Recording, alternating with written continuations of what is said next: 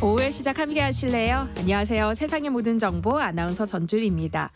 여러분들은 혹시 스트림플레이션이란 말 들어본 적 있으신가요? 유튜브와 쿠팡 플레이 같은 OTT 플랫폼들이 줄줄이 구독료를 인상하면서 스트리밍과 인플레이션을 합친 신조어까지 생겨난 건데요. 국민 한 사람당 평균 2개 이상의 OTT를 구독하고 있다는 점을 감안하면 이 가계의 경제적 부담은 커질 수밖에 없겠죠. 기업들은 가격 인상의 불가피성을 주장하고 있지만 가격 인상 폭이 최대 58%에 달한다는 점에서 규제가 필요하다는 목소리도 나오는데요. 이 문제 어떻게 봐야 하는지 잠시 뒤 경제 포커스 코너에서 자세히 살펴보겠습니다. 여러분들은 스스로 행복하다고 느끼시나요? 국책연구원인 한국행정연구원이 조사한 결과 우리 국민의 주관적 행복감은 10점 만점에 6.7점으로 보통보다 조금 높은 수준이었다고 하는데요.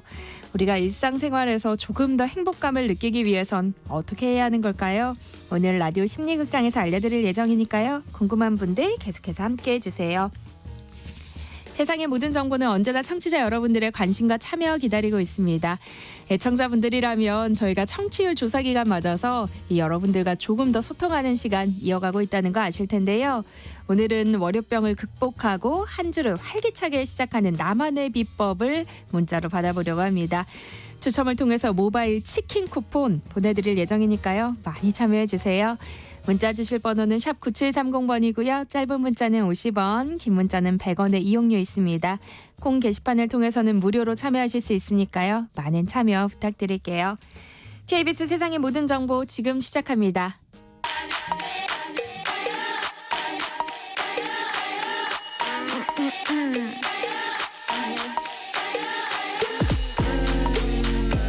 혹시 뉴스 빠뜨리셨나요? 한낮에 전해진 소식들 꼼꼼히 정리해드리겠습니다.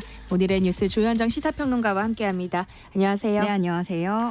네, 장고를 거듭하던 윤석열 대통령이 새 대통령 비서실장으로 이 정진석 국민의힘 의원을 임명했다는 소식이 전해졌어요. 네, 인선이 더 길어질 거란 예상도 있었는데 오늘 오전에 발표가 났어요.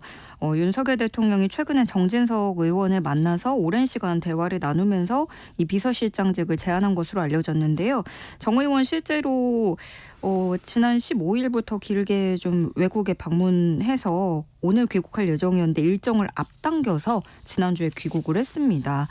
일단 정진석 의원은 오선 중진이다 보니까 이름도 잘 알려져 있고 친윤계로 분류가 됩니다. 국회 부의장도 지냈고요. 이명박 정부 때는 청와대 정무수석 지냈고 현 정부 출범 후에 국민의힘 비대위원장도 거치면서 아무래도 대통령실이 판단했을 때는 정무형 비서실장이다 이렇게 판단한 것으로 보여집니다. 또 언론인 출신이에요. 그래서 앞으로 언론기관을 상대할 때 어떤 조율에 기여할 것이다라는 평가도 있고 윤석열 대통령하고 친분도 있어서 좀 가감없는 조언이 가능하지 않겠느냐라는 전망도 나오고 있습니다. 오늘 브리핑에서 윤석열 대통령이 직접 소개를 했는데 당에서 비대위원장, 공관위원장, 국회 사무총장 등을 거치면서 여야 두루 원만한 관계를 가지고 있다라고 대통령이 평가를 했고 또 오늘 대통령 브리핑에서 눈에 띈 점은 대통령 입에서 좀 소통, 야당과의 관계 이런 것들을 자주 언급했다. 요게 좀 주요 포인트였습니다. 정진석 의원은 난맥이 예상되는 시점이지만 대통령에게 정치에 투신할 것을 권유한 사람이기도 하고 함께 헤쳐나가는 것이 책임을 다하는 길이라고 생각했다. 이렇게 밝히기도 했습니다. 정치권에서는 어떤 반응이 나오고 있어요? 일단 지금 야권에서 반응이 쏟아지고 있는데요. 이 정진석 의원 같은 경우에 육선 도전이었는데 이번에 낙선을 했고 조금 다른 형태로 이걸 살아 돌아왔다라고 표현을 해야 될지 어쨌든 기용이 됐습니다. 또 여당 비대위원장을 거쳤고요. 그런 점에서 이제 야권의 평가는 더불어민주당은 먼저 아직도 정치하는 대통령 하실 생각이 없는 듯하다. 왜 그렇게 얘기를 하냐면 친윤 핵심 인사이기도 하고 그동안 국민의힘이 용산 대통령실의 거수기로 전락하도록 만든 장본인이라는 거예요. 그리고 특히 또 민주당 입장으로서는 친일 망언 또 고 노무현 전 대통령에 대한 사자 명예훼손으로 실형을 선고받았고 제1야당 대표에게 무수한 막말과 비난을 쏟아낸 인물이고 그밖에도 세월호 참사, 이태원 참사 등에 대해서 쏟아낸 막말을 일일이 열거하기 힘들 정도다. 국민 눈높이에 전혀 맞지 않는다. 이렇게 비판을 한 거고요. 여당에서도 국민의힘 김웅 의원은 지난 2년처럼 일방통행을 고집하겠다는 선전포고다. 라는 거예요. 특히 우리 당이 무너지게 된 가장 근본적인 원인은 전당대회로 뽑힌 당대표를 대통령 지시로 내쫓은 것과 당신 100%로 전당대회 룰을 급조해서 대통령의 사당으로 만든 건데 그걸 모두 주도한 사람이 바로 정진석이다. 이렇게 국민의힘 김웅 의원이 지적하고 있습니다. 또 조국혁신당, 개혁신당도 일제히 비판을 하고 나섰는데요. 조국혁신당은 윤 대통령 주변과 국민의힘에는 그렇게 사람이 없느냐, 참 딱하다는 생각이 든다 이렇게 비꼬기도 했고요.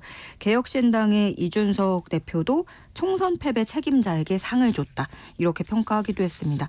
아직까지 국민의힘 당 차원의 입장은 나오지 않는 상황입니다.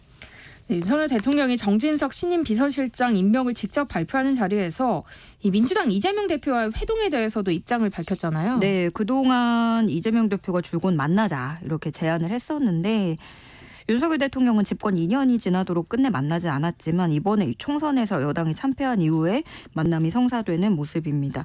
윤석열 대통령이 지난 19일에 이재명 대표에게 전화를 걸었다고 해요. 그래서 만나자라고 한 건데 윤 대통령은 전화 통화를 하면서 일단 만나서 소통을 시작부터 하고 앞으로 자주 만나서 차도 마시고 식사도 하고 또 통화하면서 국정을 논의하자 이렇게 얘기를 했다고 하고요. 이에 이재명 대표는 감사의 뜻을 전하면서 저희가 대통령께서 하시는 일에 도움이 돼야 된다 이렇게 화답을 했다고 해요. 그리고 또 윤석열 대통령이 이번에 또 이재명 대표와의 그 영수회담에 대해서 또 간략하게 입장을 밝혔는데 입장을 듣기 위한 자리라고 설명을 했어요. 그러면서 협의할 수 있는 민생 의제들을 찾아서 국민 민생 안정을 위해 할 수 있는 몇 가지라도 하자는 그런 얘기를 하게 되지 않을까 이렇게 설명을 했는데 전 좀 이 대목에서 대화 가능한 의제가 그렇게 넓진 않을 수 있겠다. 네. 싶다고 좀 해석이 되고요. 여러 추측이 나오곤 있지만 일단 대통령실은 만나는 날짜, 형식 등은 정해지지 않았다고 밝히면서 일단 양측이 날짜 등의 조율에 들어간 상황입니다. 이번 영수회담에서 어떤 의제들이 논의될 것으로 예상이 되나요? 사실 그동안 이재명 대표가 공개적으로 영수회담을 제안한 게 8차례였어요. 윤석열 대통령이 그동안 왜 안 만났냐면 이재명 대표가 사법 리스크가 있다는 거예요. 그래서 피의자를 만나면 뭐 잘못된 시그널을 줄 수 있다. 이런 이유를 들면서 한 번도 만나지 않았던 건데 사실 제1야당 대표이면서도 대선 때 1%도 차이 안 나는 표차로 이재명 후보와 윤석열 후보가 엇갈리게 된 거잖아요. 그러면 이제 유권자의 절반가량을 이제 이재명 대표를 지지를 한 건데 그런 당사자를 사실 만나지 않았던 거죠. 그럼에도 지금 뭐 영수회담을 하겠다고 하지만 이재명 대표 사법 리스크는 여전히 달라진 건 없거든요. 네. 그럼에도 이 대통령실 역시도 앞으로 남은 임기 동안 야당과의 협치가 없다면 국정 운영이 좀 어렵겠다. 이 부분을 인식한 것으로 해석이 됩니다. 우선 대통령실로서는 이제 한덕수 국무총리가 사임한 이후에 후임 인사가 시급한 현안으로 꼽히는데 총리 같은 경우에는 국회 인준 절차가 있거든요. 그래서 법야권의 도움이 없이는 후임 인선이 사실상 불가능하고요. 이쪽에서 도움이 필요하겠죠. 또 다음으로는 민주당이 강행 처리에 나선 법안들 지금 민주당이 민생법안으로 양곡관리법, 가맹사업법, 전세사기 특별법 등을 올리고 있어서 이것도 안건에 오를 수 있겠다. 이렇게 전망이 되고 있고 이재명 대표가 주창하고 있는 게 1인당 25만 원 민생회복 지원금이잖아요. 네. 이에 대해서 또 돈이 필요하고 하니까 추가 경정 예산 편성을 요청할 것으로 전망이 되고 쟁점 법안 해병대 최상병 특검법, 김건희 특검법을 수용하라고 요구할 수도 있다. 라는 것들 이제 뭐 여러 가지 얘기가 나오는데 하지만 그 수위는 아무도 지금은 알 수가 없죠. 민주당 내부에서도 이 회담 의제 수위에 대해서 의견이 갈리고 있거든요. 뭐 특검법들이 민주당이 내세운 그런 쟁점 법안 뜨거운 감자긴 하지만 당 또 일부에서는 민감한 문제는 좀 빼고 민생 관련해서 일단 협의 가능한 부분에 집중하자 이런 의견도 나오고 있습니다. 조국혁신당 조국 대표는 이번 영수회담에서 최상병 특검법 김건희 특검이 논의돼야 한다면서 목소리를 높이고 있어요. 네, 아무래도 비교적 또 강경 모드를 취하고 있는 당이다 보니까요. 조국혁신당 조국 대표는 두 사람 만남 소식에 다행이라고 하면서도 영수회담 의제를 직접적으로 좀 압박하는 모습이에요. 만남이 형식적인 만남, 뭐 사진 찍고 그런 만남에 그치지 않아야 된다 지적을 하면서 최상병 특검법, 김건희 특검법 요구에 성실하게 답해야 된다 강조를 했고요. 그러면서 자신과의 회동도 수용하라고 촉구했어요. 그 원내 제3당 대표인 나는 언제 어떤 형식이건 윤 대통령을 만날 수 있길 희망하고 공개 회동 자리에서 예의를 갖추며 단호하게 하고 싶은 말이 있다. 이렇게 밝히기도 했습니다. 네, 윤석열 대통령은 국민의힘 한동훈 전 비대위원장에게도 오찬 회동을 제안했는데요. 한 전 위원장은 참석하지 않기로 했죠. 네, 건강상의 이유를 들면서 완곡하게 참석을 거절했습니다. 네. 대통령실이 제안한 건 19일이라고 하고요. 이관섭 비서실장 통해서 연락했던 것으로 알려졌는데 뭐 어떤 이유를 들었던 간에 일단 거절을 했기 때문에 당분간 그러면은 윤 대통령과 한동훈 비대위 인사들의 만남이 성사되기 쉽지 않겠다. 이런 전망이 우세합니다. 일단 이번에 만남이 불발된 걸 두고 또 해석이 분분해요. 만남을 거절했고 그래서 좀 미묘한 긴장 관계를 느끼게 하기도 하는데 이게 또 뭐 한 전 위원장을 그동안 연일 거세게 공격하던 홍준표 대구시장을 윤 대통령이 먼저 만난 게 이제 기분을 상하게 한 게 아니냐. 그것이 한 가지 이유가 되지 않겠느냐. 이런 분석도 나오고 있는데요. 홍준표 대구시장이 실질적으로 그 한 전 위원장 향해서 굉장히 강하게 비판을 하고 있잖아요. 뭐 폐쇄자가 됐다. 깜도 안 되는 한동훈이 들어와서 대권놀이 하면서 정치 아이돌로 착각하고 셀카만 찍다가 총선을 말아먹었다. 이렇게 거센 표현을 하고 있는데 그럼에도 불구하고 한동훈 전 위원장은 어쨌든 정치 활동을 이어가겠다는 의지를 계속 밝히고 있어요. 한 전 위원장이 이번에 페이스북에다 그 글을 올린 게 정치인이 배신하지 않아야 될 대상은 여러분, 국민뿐이다. 이렇게 얘기를 했어요. 이거는 아무래도 일각에서 그 윤 대통령과의 관계가 워낙에 끈끈했었는데 대통령을 배신했다. 이런 말들이 들려오는 것에 대해서 반응을 한 것으로 보이고 또 어떻게 보면 대통령과 거리 두기를 하는 것 자체가 본인의 정치 행보를 재개하기 위한 포석일 수도 있는 거죠. 지금 여당의 전당대회 시점이 언제가 될지 비대위를 어떤 형식으로 꾸리게 될지가 한 전 위원장 복귀에도 변수가 될 것으로 보입니다. 총선 참패 수습을 해야 할 국민의힘 오늘 당선자 총회를 다시 연다고요. 네, 오늘 오후 22대 국회의원 당선자 총회를 다시 엽니다. 여기서 제일 골자가 되는 건 비대위를 어떤 식으로 꾸릴지 두 가지가 있는데요. 관리형으로 갈지 혁신형으로 갈지 이겁니다. 쉽게 말씀드리면 관리형은 조금 더 보수적으로 가는 거예요. 지속성에 주안점을 두는 건데 그러면 전당대회를 조금 더 빠르게 정비를 해서 조기에 치를 수 있고 반대로 혁신형은 보다 변화가 많아지고 당 쇄신을 더 큰 폭으로 할 수 있는데 그 대신에 전당대회 시기는 조금 늦어질 수 있다. 이 두 가지의 의견이 크게 엇갈리고 있는데요. 한 수도권 의원 같은 경우에는 수도권에서 연속 3번 졌다. 집권 여당 사상 이런 식으로 대참패한 적이 없는데 이대로 그냥 가는 건 국민들이 당원들이 어떻게 보겠느냐 이렇게 토로를 했고요. 당 주류 같은 경우에는 윤재욱 원내대표 중심으로 그대로 관리형으로 좀 안정적으로 가자 이렇게 주장을 해오고 있는데 원외 조직위원장들 또 비윤계 의원들 낙선자들 사이에서는 바꿔야 된다. 쇄신을 해서 수도권 지도부로 새롭게 꾸려야 된다라는 목소리도 터져나오고 있어서 결론이 쉽게 나지 않을 수도 있겠습니다. 네. 그런가 하면 민주당도 22대 국회 개원을 앞두고 대규모 당직 인선을 단행했어요. 네, 신임 사무총장에는 김윤덕 의원, 정책위원장에 진성준 의원이 임명됐고요. 민병덕 의원이 정책위원회 수석부의장, 민영배 의원은 전략기획위원장을 맡게 됐습니다. 박선준 의원이 수석대변인에 임명됐고 한민수 황정화 당선인이 대변인을 맡게 됩니다. 제일 주목받는 사람으로는 이한주 신임 민주연구원장인데요. 이재명의 브레인이다 이런 별명이 있을 만큼 이재명 대표에게 어떤 정무적인 조언을 많이 해왔던 사람으로 알려져 있고요. 다만 지난 2021년 대선 때 이재명 대선 후보 캠프 정책본부장직을 사임한 바 있는데 이때 부동산을 편법 증여했다는 의혹이 제기됐었거든요. 이번에 그렇게 민주연구원장으로 들어가게 된 거고 전반적으로는 친명계가 대거 배치됐습니다. 그런데 이재명 대표 체제에서 이렇게 대규모로 당직 개편이 일어난 게 이번이 두 번째인데요. 지난 2022년 당대표 취임 때 그때 친명 일색이라고 비판을 받고 나서 친문계도 전격 등용하는 모습이었는데 이번에는 뭐 이재명 대표로서는 그럴 유인이 없는 거죠. 총선에서 압승을 하면서 명분이 생겼고 다시 친명 인사들을 대거 투입하는 모습입니다. 민주당은 또 원내대표에도 친명계들이 도전을 하면서 벌써 이번 원내대표 선거가 친명 충성 경쟁이 되는 게 아니냐 이런 관측도 나오는데요. 게다가 이재명 대표가 당대표로 연임할 가능성이 제기되면서 사실상 그 중량급 있는 중진들이 당대표에 출사표를 못 던지는 거예요. 그래서 급이 그 정도가 아닌데도 이제 원내대표 쪽으로 가거나 이렇게 한 단계 낮게 몰리는 상황도 나타나고 있습니다. 네. 그런데요, 위성 정당들은 이제 어떻게 되는 거예요? 여야가 서로 나서서 이제 흡수 합당을 하는 모습인데요. 먼저 국민의힘 오늘 전국위원회를 열고 국민의 미래와의 합당을 위한 표결에 들어갔습니다. 국민의힘과 국민의 미래 흡수 합당 결과는 ARS 조사를 거쳐서 오늘 오후에 발표되고요. 더불어민주연합도 오늘 최고위를 열고 합당을 의결한 뒤에 민주당과 후속 절차를 진행합니다.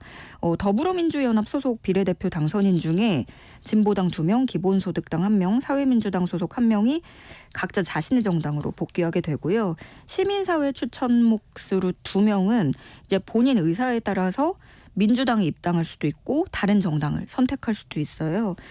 비례 위성정당 소속 당선인들은 이건 여야 마찬가지로 스스로 탈당을 하면 의원직을 잃기 때문에 제명 절차를 거친 뒤에 기존 정당으로 복귀하게 됩니다. 한낮의 교양 파트너, 지금 여러분께서는 세상의 모든 정보와 함께하고 계십니다. 의료 현장을 이탈한 전공의들이 다시 돌아올 수 있도록 하기 위해서 이 정부가 여러 가지 대안을 제시하고 있는데요.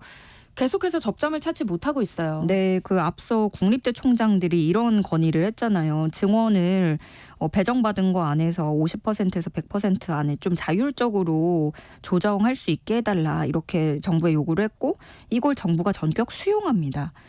그리고 또 대통령 직속 의료개혁 특별위원회를 만들어서 각계가 참여하는 협의체를 만들자고 제안을 한 건데 그런데 의사단체들이 이 모두를 거부하고 있어요. 여전히 의대 증원을 백지화, 원점 재검토해야 된다. 이것만을 요구하고 있는 건데요.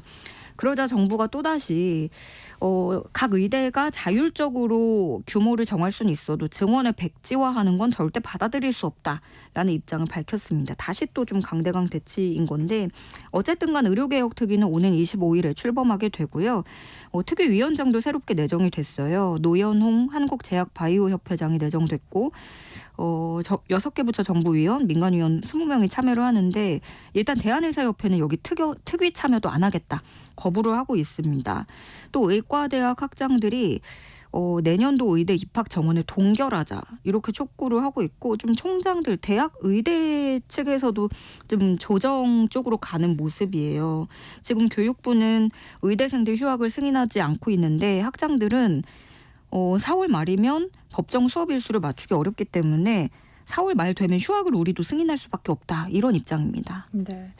대한의사협회를 비롯한 전공의들이 강경한 태도를 보이면서 의대생들이 또 이러지도 저러지도 못하고 있다면서요. 네, 일단 유급이 뭐 현실화되는 모습이고 그렇게 되면 유급된 1학년에다가 증원된 신입생까지 최대 8,000명까지도 교육해야 된다는 우려가 나오는 건데 그런가 하면 수업에 복귀하고자 하는 학생들까지 방해하는 사례가 드러나면서 정부가 경찰에 공식 수사를 의뢰하기도 했습니다. 의대 TF팀이라는 명의로 학생들에게 압박을 하고 있는 건데요. 이 의대 TF팀은 수업에 참여한 학생들에게 몇 가지 강요를 한 겁니다. 뭐 수업에 참여를 했다는 이유로 전 학년에게 공개적으로 대면 사과할 것을 강요하고 의대생들 학습 자료인 족보도 너희들은 보지 마라. 접근할 수 없다. 이런 사례가 확인이 된 건데 이건 대면 강의에 출석하는 것뿐만이 아니라 임상실습 또 온라인 수업도 출결 현황을 인증 조치하겠다라는 내용도 포함이 돼 있습니다. 이에 대해서 교육부는 학습권 침해 행위는 절대로 용납돼서는 안 된다면서 수사 결과에 따라서 법적 원칙에 근거해서 엄정 대응할 계획이라고 밝혔습니다. 네, 오늘의 뉴스 여기까지 하겠습니다. 지금까지 조현정 시사평론가와 함께했습니다. 고맙습니다. 네, 고맙습니다. 세상의 모든 정보는 청취율 조사 기간을 맞아서 청취자 여러분들과 조금 더 소통할 수 있는 작은 이벤트들 이어가고 있는데요. 오늘은 월요병을 이기는 나만의 비법이 있다면 문자 보내달라고 부탁드렸죠. 1504님, 저만의 월요병 타파법은요. 아침에 일어나서 매트를 깔고 명상을 하는 겁니다. 이렇게 오롯이 나와 마주하면서 한 주를 잘 보낼 수 있도록 마음을 다독여준답니다. 모두에게 추천해요 라고 하셨고요. 1224님, 저는 10,000원의 행복을 실천하고 있어요. 월요일에 10,000원으로 복권을 구매합니다. 당첨이 안 되더라도 한 주간 희망에 부풀어 지낼 수 있어서 좋아요 하셨고요. 1239님은요. 주변에 보면 주말만 기다린다는 사람이 많은데요. 저는 점심은 뭘 먹을까? 저녁은 또 뭘 먹을까? 이렇게 작은 행복을 채우면서 월요일에 우울함을 이겨내고 있습니다. 보상은 가까이에 있어야 힘이 나더라고요. 라고 보내주셨어요. 계속해서 문자 보내주시기 바랍니다. 저희가 추첨을 통해서 모바일 치킨 쿠폰 보내드립니다. 참여하실 번호는 샵 9730번이고요. 짧은 문자 50원, 긴 문자는 100원의 이용료 부과됩니다. KBS 1라디오 세상의 모든 정보 함께하고 계신 지금 시각은 12시 40분입니다. 이 시각 교통정보 알아봅니다. 점심시간을 지나면서 도로 정체는 주춤합니다. 수도권 제1순환고속도로 일산에서 판교 쪽으로는 장소에서 송내 사이로 여전히 교통량이 많고요. 더 가서 노오지분기점에서 김포 사이로는 3, 4차로를 막고 유리병을 치우고 있는 만큼 주의해서 지나셔야겠습니다. 영동고속도로 강릉 쪽으로는 먼저 서창분기점에서 월곡분기점 사이로 정체입니다. 안산분기점 부근 2차로에는 화물차가 고장으로 서 있고요. 더 가서 둔대분기점 부근 사고는 갓길에서 처리하고 있지만 안산에서 둔대분기점 사이 정체가 매우 심해졌습니다. 이후로는 용인휴게소에서 양지터널 사이로 더딘 흐름 이어지고 있습니다. 경부고속도로 서울 방면으로 도동분기점 부근의 정체는 작업 여파고요. 이후 천안 부근 2차로에서는 고장난 버스를 처리하고 있습니다. 반대 부산 쪽으로 대전터널 부근의 정체도 작업 때문입니다. 그 밖에 서울시내 강변북로 구리 쪽으로 성수대교 아래 1차로에서도 사고가 난 만큼 주의해서 지나셔야겠습니다. KBS 교통정보센터에서 김민희였습니다. 세상의 모든 정보를 당신의 귓가로 특급 배송해드립니다. 세상의 모든 정보. 꼭 알아야 할 정보를 알기 쉽게 전달해드리는 시간이죠. 세상의 모든 지식, 월요일은 경제 포커스 KBS 박혜진 기자와 함께합니다. 안녕하세요. 안녕하세요. 네, 유튜브를 시작으로 최근 쿠팡 플레이까지 이 OTT 구독료가 일제히 상승하면서 소비자들 사이에서 불만의 목소리가 나오고 있어요. 박혜진 기자도 뭐 OTT 서비스 많이 이용하는 편이에요?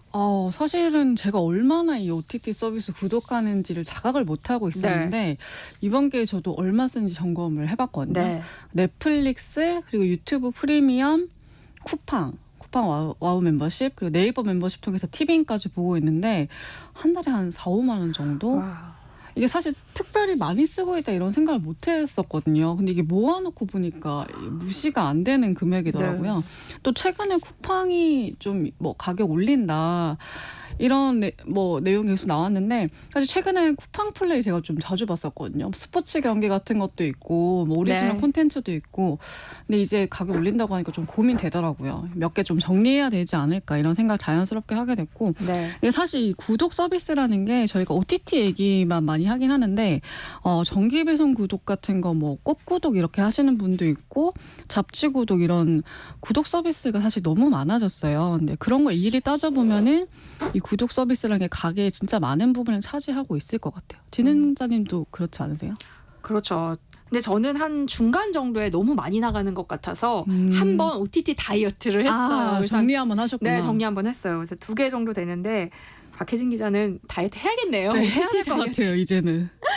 근데 OTT 서비스들이 구독료를 대체 얼마나 올린 거예요? 20일 기준으로 보면 가장 많이 사용하시는 게 넷플릭스, 티빙, 유튜브 프리미엄, 쿠팡, 와우 멤버십 이렇게 제가 이제 쓰고 있는 것들이에요. 네. 이 네 가지 구독 상품 현 이용료를 합한 금액을 보면 56,790원입니다. 이게 전년 대비해서 22.6%가 오른 거고 이 연간으로 따지면 한 125,400원 꽤 많이 늘어난 네. 거죠. 좀 더 이렇게 자세히 보면은 유튜브 같은 경우에는 국내에 한 4천만 명 넘게 이용하고 있다고 해요. 근데 이제 유튜브 프리미엄 같은 게 광고 없이 보다 보니까 이제 한 번 사용하신 분들은 이거 끊을 수 없다 이렇게 얘기를 맞아요. 하시거든요. 이 유튜브 프리미엄 월 구독료가 1,450원에서 14,900원으로 올려서 인상폭이 42.5%에 이제 달하게 됐고 넷플릭스 같은 경우에도 지난해 12월에 이 광고 시청 의무가 없는 요금제 중에 가장 낮은 등급인 이 베이식 멤버십이라고 있는데 네. 이게 월 9,500원짜리예요. 근데 이거를 이제 신규 가입은 못하도록 했어요. 요금을 딱히 올린 건 아닌데 이 신규 가입을 제한하다 보니까 그럼 광고 요금제 제외하면은 광고 안 보려면은 최소 월 13,500원 이상의 이용료를 내야 돼서 결과적으로는 구독료가 올라간 것처럼 됐어요. 그리고 사실 이 넷플릭스 같은 경우에 왜 주변에 예전에 계정 공유하신다는 얘기 좀 들어보시지 않으셨어요? 많이 했었죠. 그렇죠. 뭐 이게 사실 인터넷상에서 4명 모집해서 같이 이용하자 이런 사람들도 있었는데 넷플릭스가 지난해부터 전 세계적으로 이걸 금지를 시켰거든요. 그래서 이제 공유를 하려면 매달 추가로 5,000원을 내도록 했는데 이게 사실상 요금을 올린 거나 다름이 없었어요. 네. 그리고 앞서 제가 말씀드렸듯이 이 쿠팡 플레이 같은 경우에도 쿠팡 와우 멤버십 월 구독료가 4,990원에서 58.1%나 올려가지고 7,890원으로 책정을 했고 디즈니 플러스도 광고 없는 프리미엄 요금제를 한 40% 인상했고 티빙도 20% 올렸습니다. 한마디로 안 오른 게 없어요. 그러니까 이렇게 하나하나 따져보니까 정말 많이 올랐네요. 네. 그러다 보니까 이제 신조어도 생겼습니다. 스트림플레이션이라고 들어보셨어요? 네. 이게 스트리밍이랑 인플레이션 합친 말인데 요즘 이런 용어가 계속 생겨나는 것 같아요. 근데 이렇게 많이 올리면 부담이 만만치 않잖아요. OTT 구독을 취소하겠다 이런 탈 구독자들도 늘고 있을 것 같은데. 네, 사실 이게 구독 멤버십 비용이 구독 가구 입장에서 보면 그냥 고정 비용이거든요. 네. 이게 뭐 매달 나가는 전기나 가스요금, 뭐 보험료처럼 안 쓴다고 해서 좀 줄이기가 어려워요. 이제 사실 최근에 물가가 너무 오르다 보니까 뭐 유가나 농산물 이런 물가가 오르는 상황에서 이 구독료를 좀 줄이려고 하니까 어렵다고 하시는 분들이 많아서 고정 비용이 사실 늘어났다고 보면 되는데 통계청이 품목별 가계 지출 동향이라는 걸 분기별로 발표를 하거든요. 근데 이 구독 서비스에 대한 지출은 구분을 안 해요. 네. 그러니까 사실상 통계적으로 나타나지 않는 가계 부담이 더 클 수 있다는 거고 그래서 이제 소비자들도 피로감 호소하면서 탈구독 경제를 선언을 하는 건데 혹시 뭐 디지털 이민, 디지털 망명 이런 얘기 들어보셨을까요? 들어본 것 같아요. 그러니까 이게 뭐냐면 사실 편법인데 네. 그러니까 유튜브 프리미엄 같은 경우에 가상 사설망으로 IP를 우회해가지고 구독을 적게 내는 거거든요. 네. 그러니까 주변에 뭐 우스갯소리로 나 인도 사람이야, 뭐 튀르키예 사람이야, 뭐 이렇게 얘기하시는 분들이 있는데 이게 사실 나라별로 구독료가 다른 걸 이용을 하는 거예요. 그러니까 이번 유튜브 프리미엄 가격이 너무 오르니까 월 구독료가 싼 데를 찾아가지고 나이지리아 같은 경우에 뭐 1,300원 정도래요. 그래서 네. 다른 나라로 우회해 가입하는 방법을 쓰는 건데 근데 이것도 어려워진 게 유튜브가 이번에 이제 최근에 구독을 등록한 국가에서 6개월 이상 떠나 있으면 아예 구독을 강제 중단시키겠다. 네. 이렇게 해서 사실 단속 강화에 나섰어요. 근데 그러다 보니까 프리미엄 구독 자체를 포기하고 그냥 광고 보겠다 이런 분들도 생겨났고 또 쿠팡 와우 멤버십 같은 경우도 한 8월 전까지 그러니까 기존 회원 같은 경우는 7월까지는 이용할 수 있거든요. 기존 금액으로. 그러니까 8월까지만 이용하겠다. 뭐 이런 반응도 쏟아지고 있는 중입니다. 그런데 이렇게 기업 입장에서 구독자 이탈에 대한 우려가 있음에도 불구하고 이렇게 요금 인상에 나선 이유는 뭘까요?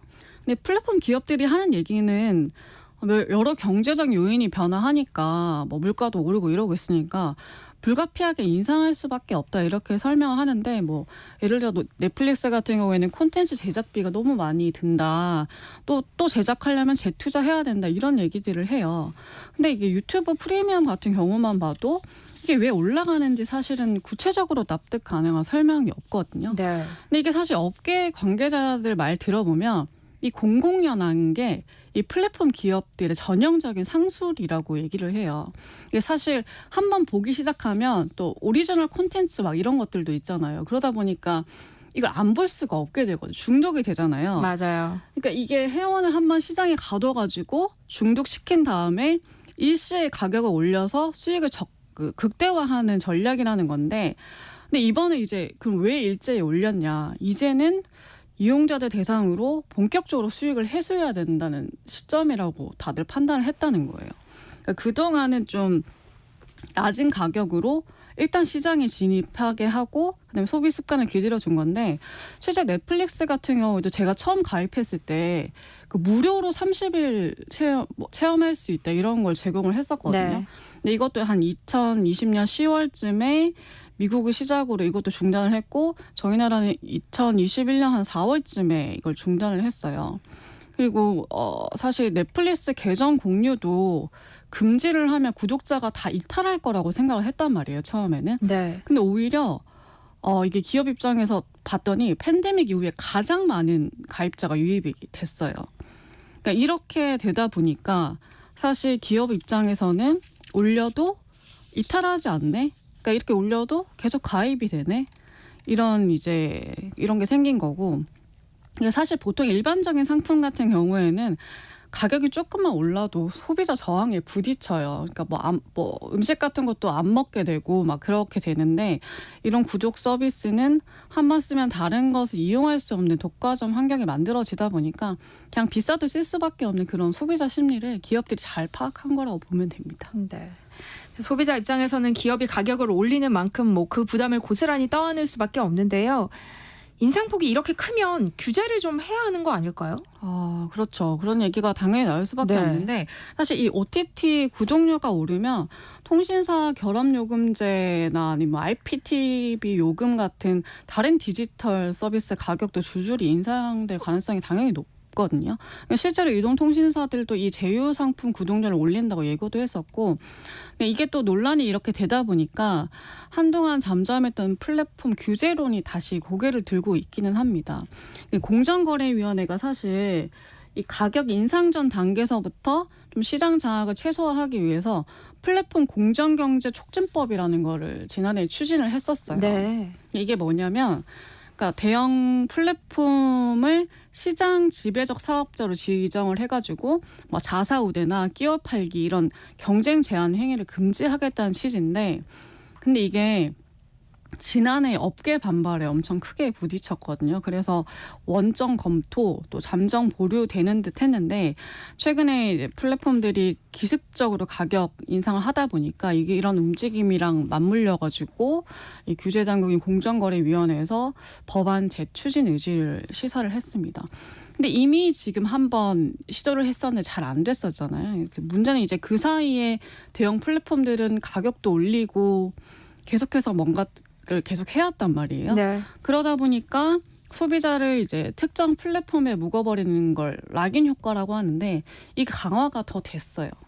그러니까 견제 수단이 고민이 될 수밖에 없고 다만 이제 소비자 불만이 이제는 좀 가시화되고 있다 보니까 이제 최근에 이제 야당이 또 다수석을 차지를 했잖아요. 네. 그러니까 22대 국회에서 좀 플랫폼법 제정이 탄력받을 수 있지 않겠냐. 왜냐하면 이제 민주당의 총선 공약 중에 하나로 플랫폼 독과점을 제한하기 위한 규제 입법을 내세우기도 했었기 때문에 이런 네. 부분에 대해선 조금 기대하는 목소리도 있는 것 같습니다. OTT 구독료 인상과 관련해서 방통위가 조사를 하기도 했다면서요. 이게 방통위가 넷플릭스, 디즈니 플러스, 유튜브, 티빙 이런 OTT 4곳을 대상으로 지난달에 전기통신사업법 금지 행위 위반 여부 사실 조사를 착수를 했는데 이 전기통신사업법 시행령에 따르면은 전기통신사업자는 부가통신서비스 요금 또는 요금 변경 내용을 인터넷 홈페이지에 게시를 해야 돼요. 이 게시 대상에 OTT 사업자도 포함이 되는데 지난해 말부터 그래서 방통위가 실태 점검을 했거든요. 근데 이게 점검을 해보니까 아까 앞서 말씀드렸던 넷플릭스, 디즈니 플러스, 유튜브, 티빙 이런 것들이 좀 위반을 하지 않았나 이런 정황을 파악해가지고 사실 조사로 전화를 한 거고 이 위반 사실이 확인이 되면 요금 인상에 따른 매출액의 3%에 해당하는 금액을 과징금으로 부과를 할 수 있다고 합니다. 사실 이번 이 OTT에 대한 사실 조사는 최근에 정부가 국민통신비 부담 완화 정책의 일환으로 좀 OTT들의 요금 인하를 요구했었거든요. 그런 정책과도 좀 무관하지 않은 것으로 보여요. 네. 경제 포커스 오늘은 여기까지 하겠습니다. 박혜진 KBS 기자와 함께했습니다. 고맙습니다. 고맙습니다.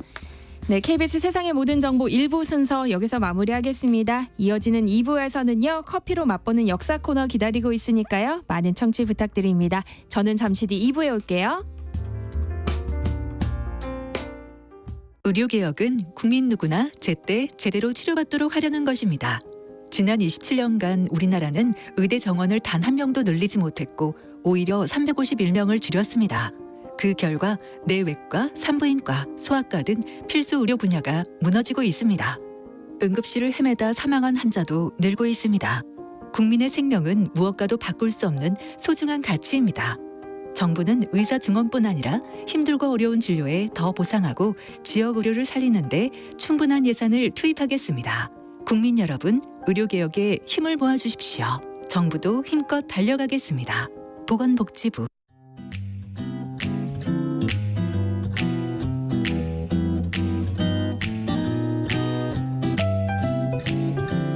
안녕하세요. 바른말 고운말입니다. 우리말 속담에 대천치다, 금을 줍는다 라는 게 있습니다. 이것은 큰 힘을 들이지 않고 우연히 횡재를 하거나 큰 성과를 거두게 된 경우를 이르는 말입니다. 이처럼 우연히 좋은 일이 이루어지는 것을 뜻하는 속담은 여러 개가 있죠. 옆집 개가 짖어서 도적 면했다도 마찬가지인데요. 우연히 남의 덕을 입게 됨을 비유적으로 표현한 겁니다. 이웃집 개가 짖는 바람에 도둑을 피할 수 있었다는 거죠. 또 우리말에 뜬 재물이란 표현이 있습니다. 여기에는 두 가지 뜻이 있는데요. 먼저 뜻하지 않은 기회에 우연히 얻은 재물을 말합니다. 비슷하게 쓸 수 있는 것으로 어쩌다가 우연히 생긴 돈을 뜻하는 뜬 돈이란 표현도 있습니다. 그는 뜬 돈이 생겼다고 아주 좋아했어. 이렇게 말할 수 있겠죠. 그리고 첫 번째 뜻과는 전혀 다르게 남에게 빌려주거나 맡기거나 하여 다시 받지 못하게 된 재물이란 뜻도 있습니다. 뜬 재물에서 뜨는 동사 뜨다에서 나온 것인데요. 뜨다라는 동사에는 상당히 많은 뜻이 있죠. 지금 말씀드린 뜻으로 쓰이는 경우는 빌려준 돈이나 물건을 받지 못하고 떼이게 된 경우를 말합니다. 나는 계산을 해보니 10,000원이 떠버리자 속이 상했다. 또는 그의 마음은 이미 뜬 거야. 잊어라. 이렇게 말할 수 있겠죠. 바른말 고운말 아나운서 변희영이었습니다.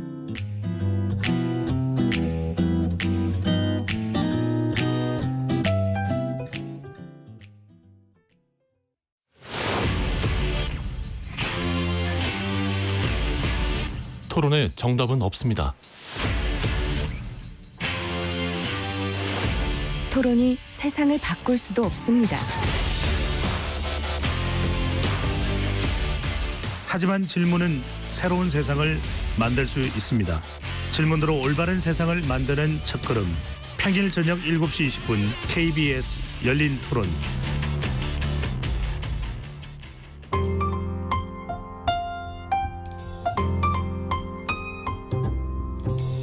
어떤 하루 보내고 계신가요? 눈코 뜰 새 없이 바쁘게 지나가는 한 주.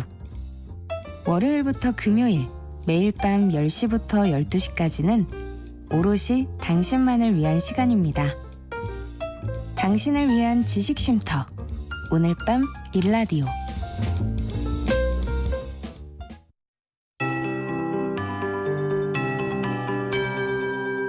KBS 58분 날씨.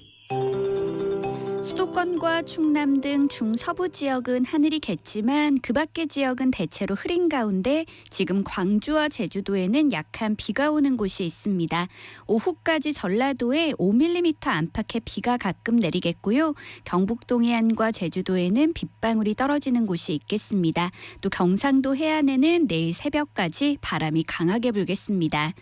오늘 낮 기온은 서울 25도, 대전 23도, 광주 21도 등으로 서쪽 지역은 어제보다 1도에서 5도 정도 높아 낮에 조금 덥게 느껴지는 곳도 있겠는데요.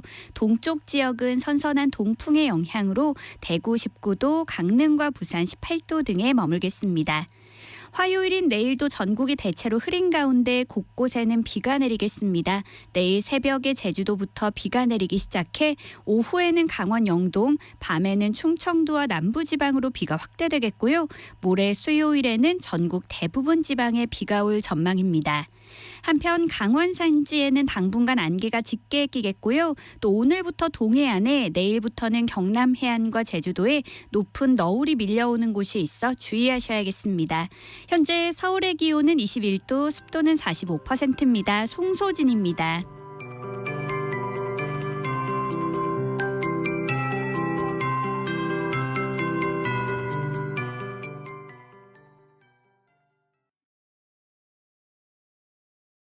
정성을 다하는 국민의 방송 KBS가 한시를 알려드립니다. AM 711kHz, FM 97.3MHz, KBS 1라디오입니다. HLKA.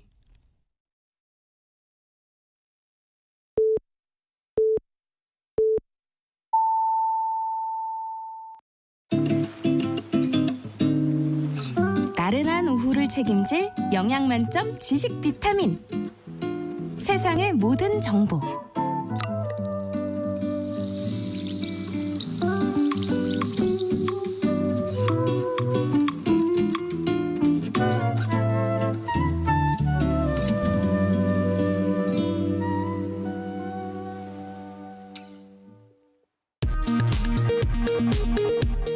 이 시각 라디오 정보센터 뉴스입니다.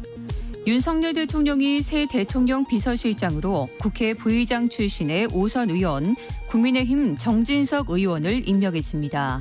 야권에서는 이른바 친일망언 논란 등을 들어 총선 민심을 거스르는 인사라는 비판이 잇따랐습니다.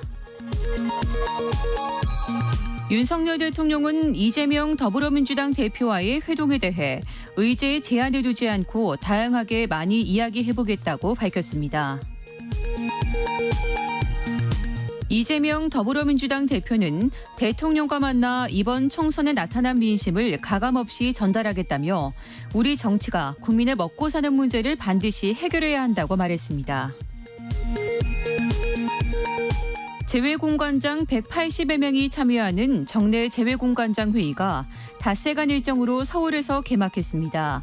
이른바 갑질 논란으로 내부 감사를 받고 있는 정재호 주중대사도 회의에 참석했지만 국내 조사 계획은 없는 것으로 전해졌습니다. 정부가 사흘 전 발표한 의대 정원 조정안에 대해 의료계 동참을 거듭 촉구하고 나섰습니다. 의료계가 원점 재검토 입장을 분명히 한 가운데 의대생들은 의대 증원 중단 소송을 시작했습니다. 지금까지 라디오 정보센터 뉴스 정한나였습니다.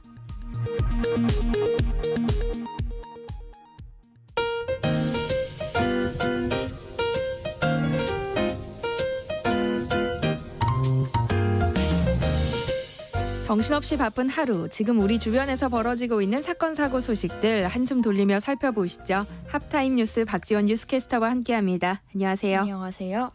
네, 오늘 오전 경북 칠곡군에서 지진이 발생했어요. 오늘 아침 7시 47분쯤 경북 칠곡군 서쪽 지역에서 규모 2.6의 지진이 발생했습니다. 이번 지진은 올해 한반도에서 발생한 지진 중 한 6번째 규모로 컸는데요. 계기 진도를 살펴봤을 때 경북이 경남과 충북보다 더 흔들림이 많았습니다. 오전 8시쯤에 흔들림을 느꼈다라는 신고가 총 36건이나 접수가 됐는데 그럼에도 불구하고 경북도에 재난 문자가 오지 않아서 주민들의 항의가 잇따랐습니다.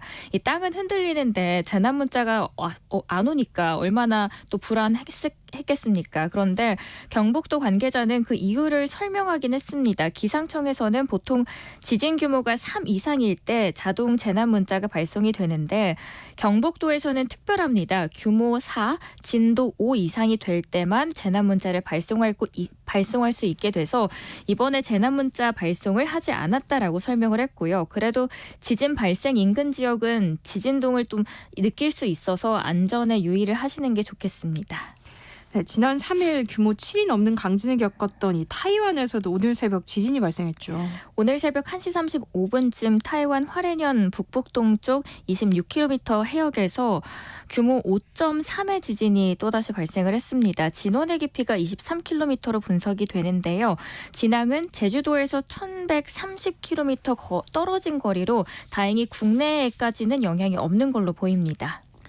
다음 뉴스 살펴보겠습니다. 저출생 문제가 심각한 가운데 직장에서 육아휴직만 보장해주면 출산 의향을 3배 이상 높일 수 있다. 이런 연구 결과가 나왔어요.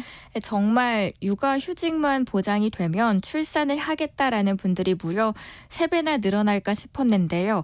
연세대 보건대학원에서 20, 30대 기혼 여성 300여 명을 대상으로 조사를 했습니다. 출산 휴가와 육아휴직 둘 다 보장하는 회사에 다니는 여성은 그렇지 않은 경우보다도 출산 의향이 무려 6배 이상 높게 나타났고요. 육아휴직만 쓸 수 있다라는 회사를 다니는 분의 경우에는 아이를 낳겠다라고 답한 사람은 약 3배 정도가 늘었습니다. 그래서 오히려 이 부분이 신기했는데 보조금 같은 금전 지원의 영향은 상대적으로 적게 느껴졌고 결국 아이를 낳아 기를 시간을 주는 것만으로도 출산 의지를 붙돋을 수 있다라는 결과입니다. 그런데 육아휴직 주고 싶겠지만 기업마다 상황이 다르기 때문에 말처럼 쉽지는 않잖아요. 규모가 작은 기업에서는 사용이 녹록지 않겠죠. 2022년 정부가 조사를 했을 때 300인 이상 대기업에서 육아휴직이 필요한 사람도 전혀 쓸 수 없다고 답한 경우가 2%가 안 됐는데요. 10인 미만 영세업체에서는 23%였습니다. 올해 합계 출산율 또 최저 기록을 경신할 걸로 보이는데 정부에서도 중소기업들이 회사원들의 육아휴직을 보장해 줄 수 있도록 하는 지원책들도 필요해 보입니다. 네, 저출생 문제를 극복해보고자 전국 자치단체에서는 여러 대책 내놓고 있는데요. 그 내용도 지자체별로 다양하다고요. 이거 재밌습니다. 지자체가 직접 나서서 출산 지원 성금을 모으기도 하고요. 직접 청춘 남녀의 만남도 주선을 하고 있습니다. 요즘 나는 솔로지옥처럼 연애 프로그램이 인기를 끌고 있어요. 근데 경북도에서는 이를 모티브로 삼아서 7월부터 솔로 마을을 운영할 계획입니다. 이 프로그램을 통해서 만약에 커플이 될 시에는 선물로 5박 6일간 무료 여행을 제공해 줍니다. 네. 충남도에서는 7월부터 0세에서 2세 자녀를 둔 도청과 도청 산하 공공기관 직원들을 대상으로 해서 주 4일 출근제를 도입하게 됩니다. 하루를 의무적으로 재택근무를 시킨다라는 거고 육아를 성과로 인정해서 육아휴직자에게는 A등급 이상의 성과 등급을 만약에 부여를 할 경우에는 근무 성적 평가에도 가산점을 주기로 합니다. 서울시도 발벗고 나섰는데요. 상반기 8세 이하 자녀를 둔 직원들을 대상으로 일육아 동행 근무제를 실시를 합니다. 자녀 연령별로 근무 유형을 아예 나눠버려서 직원들이 스스로 근무 시간을 각각 조절할 수 있게 한다고 합니다. 경기 이천 정수장에서 유충이 발견돼서 이천시가 수돗물을 직접 마시는 행동은 자제해달라고 권고한 상태라고요? 이천 정수장에서 깔따구 유충이 발견됐습니다. 이 깔따구는 습한 환경에서 번식하는 작은 곤충인데요. 파리과에 속한다라고 생각하시면 됩니다. 정부에서는 매년 전국 정수장 위생관리 실태 점검을 합니다. 그런데 올해 여름은 평년보다도 기온이 더 높을 것 같아서 정부에서 한 달 정도 먼저 전국 정수장 위생 상태 관리 점검에 들어갔는데 이 과정에서 이천 정수장 내에 11곳 중 깔따구 유충 5개체가 발견이 됐습니다. 현재 수돗물에 대해서는 음용 자제 안내가 이루어졌지만 단수 없이 공급은 되고 있는 상태입니다. 여기에 대해서 이천시는 깔따구 유충이 수돗물에서 발견된 경우에 보기에는 좀 불편하실 수는 있는데 직접적으로 사람들에게 질병의 원인이 되거나 유해하지는 않다라고 주장을 했습니다. 그래서 세탁이나 생활용수로 사용하는 데는 문제없지만 별도 안내가 있을 때까지 수돗물을 직접 마시는 행동은 자제해달라라고 당부한 상황입니다. 다음은 대중교통을 자주 이용하는 분들에게 도움이 될 만한 소식인데요. 대중교통비 최대 53%를 환급해주는 K패스가 24일부터 발급된다고요. 24일부터입니다. K패스 카드 발급이 시작됩니다. K패스는 월 15회 이상 정기적으로 시내 마을버스, 지하철, 광역버스 그리고 GTX까지 대중교통을 이용하면 일부를 다음 달에 돌려받을 수 있는 교통카드입니다. 일반인은 20%, 청년층은 30%, 저소득층은 53%의 금액을 돌려받을 수 있게 됩니다. 예를 들려드리면 한 달 교통비로 만약에 8만 원을 지출했다라고 할 시에는 일반인은 16,000원, 청년은 24,000원, 그리고 저소득층은 42,400원을 다음 달에 돌려받게 되는 거겠죠. K패스가 출시가 되면 KPS가 출시되는 다음 달 1일부터 그 혜택을 받을 수 있게 되는데요. 혜택을 받기 위해서는 이 K패스 카드 발급뿐만 아니라 알뜰 교통카드 회원 전환 그리고 K패스 신규 회원 가입을 해야지만 합니다. 다만 혹시 듣고 계신 분들 중에서 나는 알뜰 교통카드 이용자다 하시는 분들께서는 추가 카드 발급이나 회원 가입 없이도 알뜰 카드 앱 또는 홈페이지에서 간단하게 회원 전환 절차를 거치면 기존에 발급받았던 이 교통카드를 그대로 사용해서 K패스를 이용하실 수도 있습니다. 그럼 기후동행 카드와는 뭐가 다른 거예요? 기후동행 카드 K패스 이게 누가 어떻게 써야 이득일까 좀 혼란스러우실 수 있을 것 같아 정리를 해드리자면 서울 시내 대중교통을 월 41번 그러니까 41회 이상 탑승한다 하시는 분들은 월 6만 원대로 서울 대중교통을 무제한으로 이용하실 수 있는 기후동행 카드가 더 이득일 겁니다. 그런데 만약에 서울 내에서 대중교통을 이용하는 경우라도 40회 정도 이하로 대중교통을 탄다 하시는 분들께서는 기후동행 카드보다는 K패스가 더 유리하게 됩니다.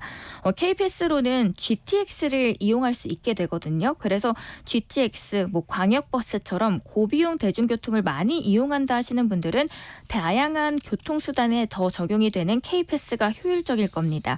잘 비교해서 상황에 맞게 선택을 하시면 될 것 같습니다. 최근 반려묘가 원인을 알 수 없는 이유로 폐사하는 사례가 전국에서 잇따르면서 논란이 커지고 있다고요? 최근 전국에서 집고양이들이 다리를 절다가 무기력하게 죽는 사태가 동시다발적으로 나타나고 있습니다. 그런데 그 원인이 시중에 유통 중인 국산 사료일 수 있다라는 주장이 제기가 되고 있는데요. 네. 지난 20일에 오후 6시쯤에 반려묘 피해 사례가 전국 145가구 중에서 고양이 236마리로 이 가운데 한 88마리가 죽었습니다. 피해 고양이들은 공통적으로 죽기 전 뒷다리를 절거나 제대로 움직이지 못하는 신경 증상들을 보이고 있었는데 동물보호단체에서는 이렇게 주장을 했습니다. 이 피해 고양이 대부분이 국내 특정 제조원에서 올해 1월에서 4월 정도에 만든 사료를 먹었고 이게 아마 원인일 가능성이 크다라고 한 겁니다. 이 피해 고양이 중에서는 급여 사료 외에 다른 공통점은 딱히 없었기 때문인데요. 연령도 4개월부터 10살까지 다양했고요. 거주 지역도 수도권부터 남부 지역까지 전국에 걸쳐 있습니다. 농림수산식품부는 집단 폐사 원인을 파악하기 위해서 해당 사료에 대해서 본격적인 조사를 하고 있고 아직 사료에 대해서는 사료 유통 중단의 조처를 하지는 않았고요. 정밀 조사를 하기 위해서 16일부터 회수를 시작을 하긴 합니다. 다만 이 단체 측이 봤을 때는 문제로 지목되고 있는 이 사료를 먹은 고양이들이 2015년에도 방광염 증사를 보였습니다. 그래서 그때 당시에도 이 정부 조사에서는 적합 판정이 나왔었거든요. 그래서 이것을 다시 한번 문제로 지적하면서 정부가 선제 회수 조치에 나서야 한다라고 촉구를 하고 있는 상황입니다. 원인을 알 수 없는 폐사가 이어지면서 고양이 보호자들의 불안감은 더 커질 수밖에 없고 지금 문제로 지목되고 있는 이 국산 사료는 사료명 대신 볼드모트 사료다라고 불리고 있기까지 합니다. 네. 다음 소식 살펴보겠습니다. 서울 동작구 흑석동에 들어설 예정인 아파트 이름에 서반포가 들어가서 이 온라인에서 갑론을박이 벌어지고 있어요. 흑석 11구역입니다. 흑석 뉴타운에 들어서는 단지인데요. 그 옆 동네엔 서초구 반포동의 지명을 따라서 서반포라고 이름을 넣은 겁니다. 그리고 이번에 조합원 투표 결과 아파트 단지명이 서반포 서밋 더힐로 결정이 됐습니다. 얼핏 보면 반포인가 할 수 있는데요. 흑석 11구역은 반포가 위치한 서초구가 아니라 일단 동작구고요. 그리고 실제로 서반포라는 지명은 아예 존재를 하지 않습니다. 여기 안에 들어간 더힐도 초고가 아파트인 서울 용산구 한남동의 한남 더힐을 연상하게 하죠. 부동산 업계에서는 그래서 이걸 두고 집값을 더 높이기 위해서 부촌으로 꼽히는 이 반포 효과를 누리기 위한 의도다라고 말이 나오고 있고 여기에 대해서 누리꾼들 사이에서도 다양한 의견들이 나오는데요. 엄연한 꼼수다, 혼동을 야기할 수 있다 등의 비판이 나오는가 하면 일부에서는 집주인이 자산 가치를 띄우겠다는데 민주주의 국가에서 누가 뭐라고 하겠느냐라는 의견들도 있습니다. 요즘 아파트 이름들 보시면 외래어 굉장히 많죠. 지역이나 위치를 구분하기 점점 더 어려워지다 보니까 정부에서도 공동주택 명칭 개선을 추진을 하고 있습니다. 다만 여기에 대해서도 사유재산에 대한 과잉 규제 논란을 우려해서 안내와 권유 정도에 그치고 있습니다. 마지막 뉴스인데요. 매년 이맘때면 화제가 되는 게 있죠. 바로 서울 유명 호텔들의 망고 빙수 가격입니다. 역시나 올해도 가격이 많이 올라서 10만 원이 넘는다고요. 신라 호텔은 애플망고 빙수 가격 10만 2천 원으로 잠정 확정했습니다. 올해는 신기한 건 망고 가격이 전년보다 많이 내려갔거든요. 막상 망고가 들어간 그런데 망고 빙수 값이 왜 이렇게 올라갔냐라는 의문이 드는 겁니다. 그동안 호텔들이 가격 인상을 할 때 이유를 뭐라고 들었냐? 원재료 가격이 너무 올랐어요 라고 했었는데요. 이번에는 오히려 망고 시세가 내려가고 있는데 빙수 가격은 올랐다라는 모순이 발생한 겁니다. 이달 들어서 수입 망고 가격이 한 전월 동기 대비해서 35% 하락했습니다. 신라 호텔 관계자는 수입 망고를 사용하는 일부 다른 호텔과 달리 우리는 오로지 최상급 국산 망고만 만든다라고 주장을 하고 있습니다. 실제로 국산 망고 가격이 전년 같은 날보다도 22% 상승하긴 했습니다. 호텔들은 가격을 인상해도 우리는 막상 남는 건 없다라고 입을 모으고 있고 엄선된 제주산 애플망고 중 당도 13브릭스 이상만 사용하고 있고 여기에다가 손질, 데코레이션이며 오히려 우리가 사실상 판매량이 제한되고 있고 남는 게 없다라고 주장을 하고 있습니다. 망고빙수로 이윤을 본다라기보다는 다양한 고객층과의 접점을 늘리기 위한 하나의 이벤트다라고 주장을 하는데요. 워낙 고가로 이름을 날린 만큼 신라 호텔의 망고빙수 가격이 매년 화제가 되고 있고 2019년만 보더라도 5만 4천 원이었는데요. 2022년에는 8만 3천 원 그리고 올해는 10만 원이 넘은 겁니다. 네, 집에서 만들어 먹으면 되죠. 하프타임 뉴스 박지연 뉴스캐스터와 함께했습니다. 고맙습니다. 고맙습니다. 내일 점심 메뉴 추천. 귀로 듣는 푸짐한 지식 한 상 어떠세요? 세상의 모든 정보. 아나운서 전주리입니다.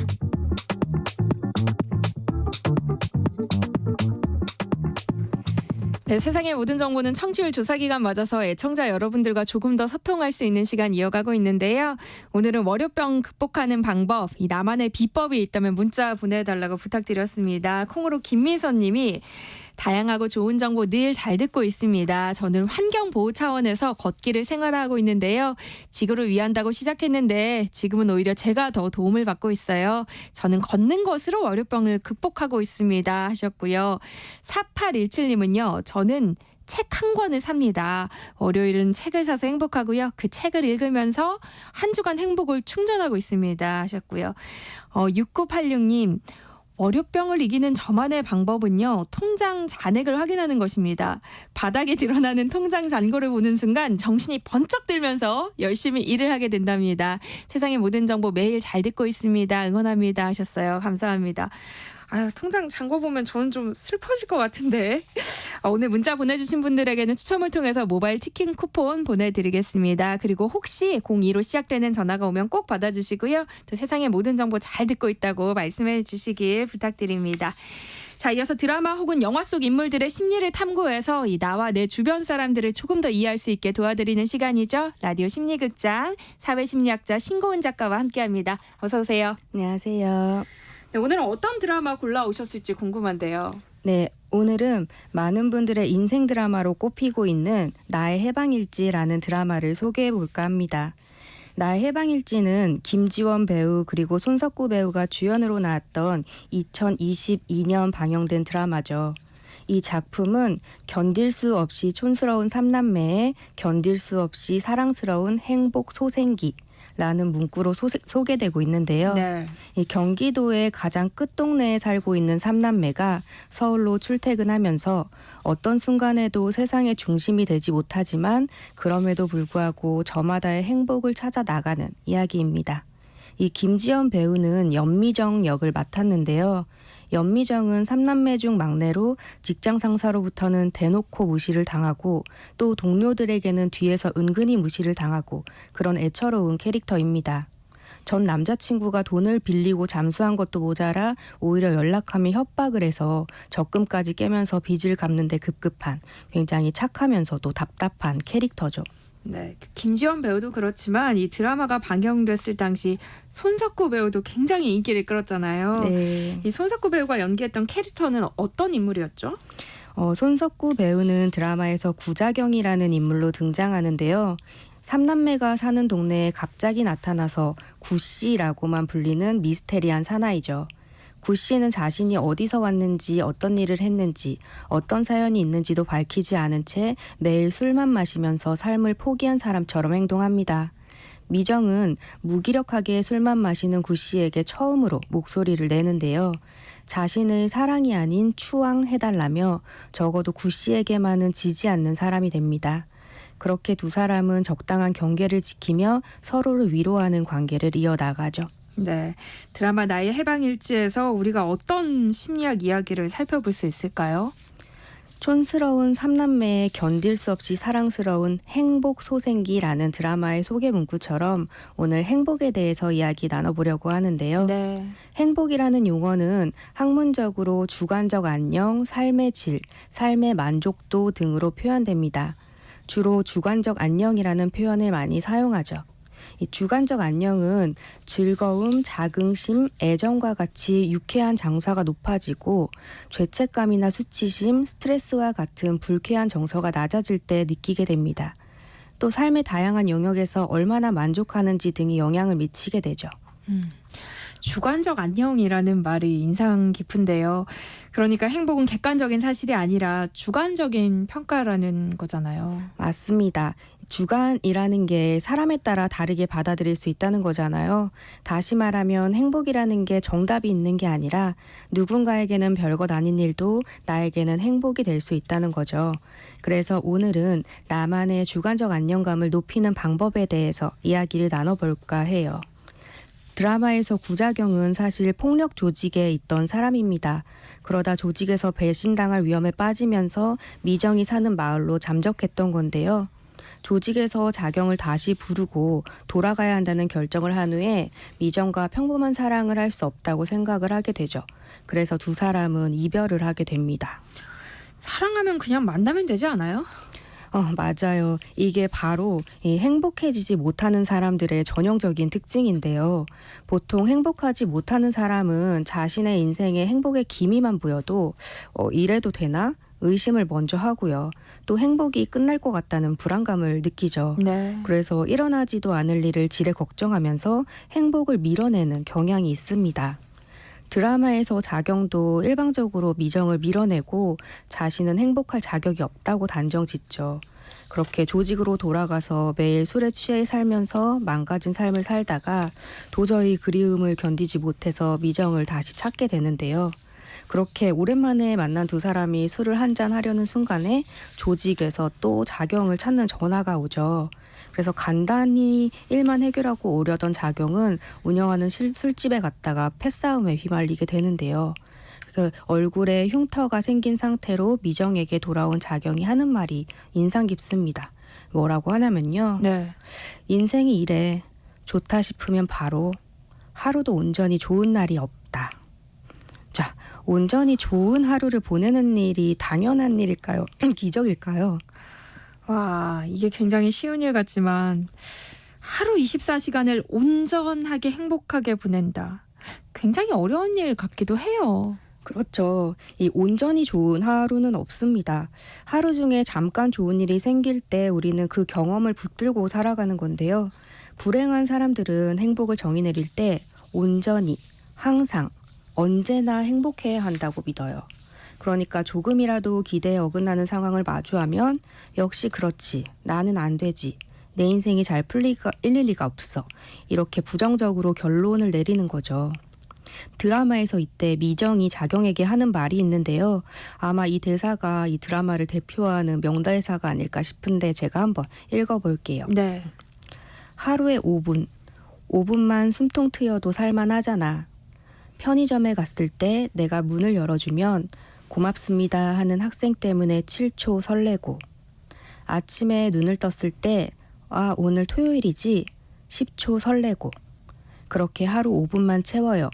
그게 내가 죽지 않고 사는 법. 어떻게 들리시나요? 이 미정은 행복하게 사는 법을 알고 있는 것처럼 보이죠. 인생의 소소한 행복의 순간을 5초, 7초 이렇게 쌓아가면서 행복하지 않은 나머지 시간을 버틸 힘을 충전할 수 있습니다. 그러니까 하루에 딱 5분씩만 설레는 시간을 가지면 행복해질 수 있다. 참 인상 깊은 대사네요. 네, 맞습니다. 그런데 제가 이 대사를 참 좋아하면서도 이 대사에 치명적인 오류가 있다는 점을 언급을 하고 싶은데요. 이 미정이 행복을 찾아가는 방식에서 잘못된 부분이 바로 수동적이라는 겁니다. 이 행복이 찾아오기를 기다리는 거예요. 이 편의점에서 문을 열어주고 학생이 고맙습니다 하면 7초 설레야 하는데 만약에 그 학생이 뭐야 하고 그냥 지나갈 수도 있잖아요. 또 아침에 일어나서 토요일이면 설레는데 월요일인 거예요. 네. 그러면 어떡하죠? 그러니까 미정이가 채우려는 행복은 올 때까지 기다리는 행복이에요. 그래서 하루 5분 채우는 것도 사실 쉽지 않은 거죠. 우리가 행복을 말할 때 행복하다라고 말하지 행복되다라고 말하지 않거든요. 그러니까 행복해지려면 내가 능동적으로 행복을 얻어내야 돼요. 그런데 많은 사람들이 내 인생에 행복한 일이 일어나기를 누군가가 나의 행복하게 만들어주기를 기다리면서 살아간단 말이에요. 그래서 이렇게 바꾸면 좋을 것 같아요. 편의점에서 문을 열어주고 고맙습니다 하는 학생 때문이 아니라 와, 내가 이렇게 매너 있게 문을 열어줬네. 나 진짜 괜찮은 사람이야 하면서 7초 설레고 주말 아침이 오면 행복하다 하기보다는 내가 가장 괴로워하는 월요일 이날에 좋아하는 일을 만드는 거죠. 예를 들면 월요일 저녁마다 소중한 사람하고 약속을 잡거나 라디오 심리극장 같은 좋은 프로그램을 기다리는 겁니다. 이렇게 내가 스스로 행복을 찾아야지 우리 인생이 행복해진다는 사실을 꼭 염두에 두시면 좋겠습니다. 행복을 수동적이 아니라 능동적으로 찾아야 한다는 말이 뭔가 저의 마음에 깊은 울림을 주는데요. 네. 오늘 행복에 대한 이야기 나눠보고 있습니다. 방송 들으시면서 내 삶에는 왜 행복이 없을까? 어째서 안 좋은 일만 생기는 걸까? 이런 고민하고 계신 분들 계시다면 문자 보내주세요. 신고은 작가님이 행복한 인생을 살아가기 위한 현실적인 조언을 해드리겠습니다. 참여하실 번호 샵 9730번이고요. 짧은 문자는 50원, 긴 문자는 100원의 정보 이용료 부과됩니다. 콩 게시판, KBS 1라디오 유튜브 채널을 통해서도 무료로 참여하실 수 있는데요. 추첨을 통해서 저희가 모바일 쿠폰 또 보내드릴 예정이니까요. 많은 참여 부탁드려요. 행복해지는 방법에 대해서 이야기 나누고 있는데요. 심리학자로서 행복을 쟁취할 수 있는 구체적인 팁을 좀 주실 수 있을까요? 먼저 청취자분들도 같이 고민해 보셨으면 좋겠는데요. 제가 행복에 관한 워크숍을 할 때마다 진행하는 작업이에요. 먼저 나의 행복은 무엇이다 이렇게 정의를 내려보는 거예요. 네. 그렇게 정의를 내리셨다면 이제는 나의 행복의 정의를 채점해보는 시간을 가져볼 텐데요. 지금 4가지 기준으로 채점을 할 거거든요. 먼저 첫 번째는 나의 행복이 구체적인가? 이걸 먼저 보셔야 합니다. 만약에 나의 행복은 평화로운 인생이다. 이렇게 정의를 했다면 이제 평화롭다. 이게 뭐죠? 애매하죠. 어렵네요. 네. 그러면 평화를 이렇게 바꾸는 거예요. 직장 상사가 전화하지 않는 주말의 침대 속이다. 아이가 잠들어서 보채지 않는 새벽 시간이다. 행복은 이렇게 구체적으로 정의하셔야 돼요. 뭐 여름날 에어컨 틀어놓고 덮는 이불이다. 한겨울 이불 속에서 까먹는 귤이다. 커피 한 잔과 함께 듣는 라디오 심리극장이다. 이렇게 오감으로 경험할 수 있는 행위로 행복을 정의해야지만 내가 당장에 뭘 해야 행복할 수 있는지 알 수 있고 또 실천에 옮길 수 있는 거죠. 저도 오늘 방송 끝나고 바로 실천할 수 있는 행복이 뭔지 고민해봐야겠는데요. 그 다음으로 따져봐야 할 건 뭘까요? 네, 2번째, 3번째는 시간이 많이 드는가 그리고 돈이 많이 드는가예요. 예를 들어서 1년간 세계 일주하는 것이 행복이다. 이렇게 정해놓으면 직장도 그만둬야 되고 1년 후에 오히려 더 많은 고생을 해야 할 수 있겠죠. 또 나의 행복은 1,000만 원짜리 명품백을 사는 것이다. 2억짜리 슈퍼카를 사는 것이다.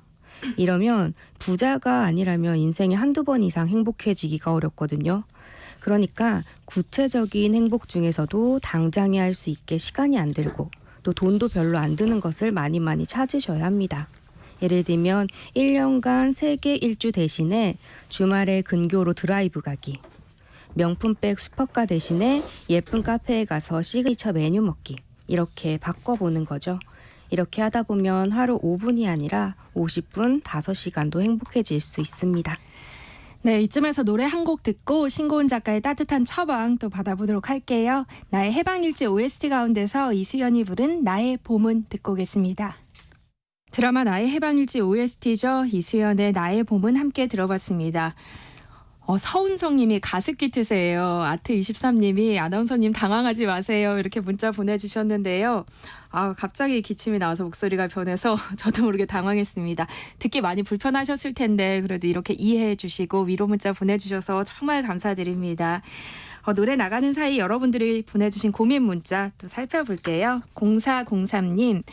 생활 속에서 작은 성취를 이뤄가면 자신감이 높아진다는 이야기를 많이 들었습니다. 그래서 저도 스스로에 많은 퀘스트를 주고 있는데요. 그게 오히려 늘 쫓기는 기분이 들게 합니다. 그래서 행복하지도 않고요. 이럴 때는 어떻게 해야 할까요? 하셨어요.